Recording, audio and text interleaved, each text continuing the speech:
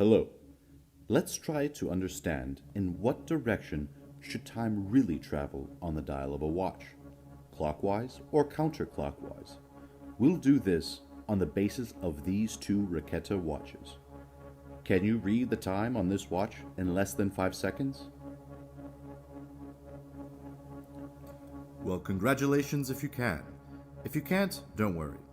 When they see this watch for the first time, it takes people approximately 15 seconds to find the correct time, which is now 10 hours, 21 minutes, and 40 seconds. This watch has a mechanical movement that makes all the hands turn counterclockwise. You can actually see how the second hand goes in the reverse direction.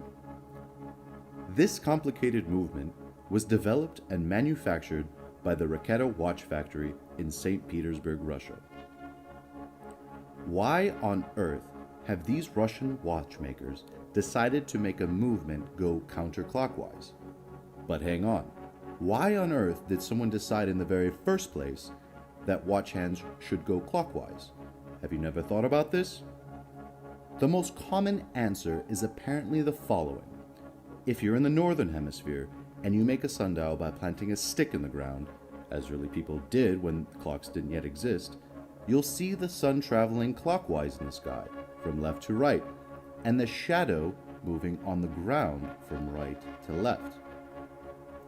The clockwise movement of time was therefore chosen to simply reflect the movement of the sun in the sky and the movement of the shadow on the ground, as we see them standing in the northern hemisphere. In the southern hemisphere, it would go in the opposite direction. The reason why this very important decision was taken by people in the northern hemisphere is simply because this is where 90% of the world's population has always lived, including the watchmakers who developed clocks. However, the first problem with this decision is that the sun itself doesn't actually move from left to right. It's an illusion. We move around the sun, right? The second problem is that if you take a much higher point of view, somewhere in space far above the sun's northern hemisphere, from where the solar system is usually represented, and you look at the sun and the planets, you'll see a totally different picture. You will see that all the planets rotate counterclockwise around the sun. As a matter of fact, all the planets, except for Venus and Uranus, also rotate counterclockwise around their own axis.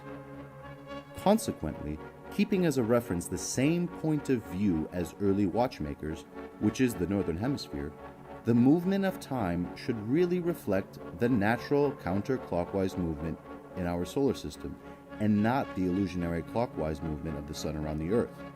In an age where we all try to live in harmony with nature, wouldn't it be so much better to have a watch where time travels in accordance with the laws of astronomy? This is exactly what this watch does. The Russian engineers of the Raketa watch factory developed a mechanical movement that makes the three hands move away from the big zero towards the left direction following the movement of the planets. You can also see the moon at the tip of the second hand turning counterclockwise around the Earth exactly like it does in reality. Raketa apparently decided that it was time for a new evolution of time reading. From sundials to hourglasses, grandfather clocks to modern watches, they decided to evolve to a new generation of watches that are ahead of their time. Indeed, as mankind will slowly start to colonize the solar system, our future interstellar civilization will logically have a preference for a watch whose rotation will reflect the rotation of the planets that they will see from their spaceships when visiting relatives in other planets across the solar system. As you can see, there seems to be a strong case in favor of time traveling counterclockwise. What do you think? Anyhow, I hope you enjoyed this video. Thank you so much for watching.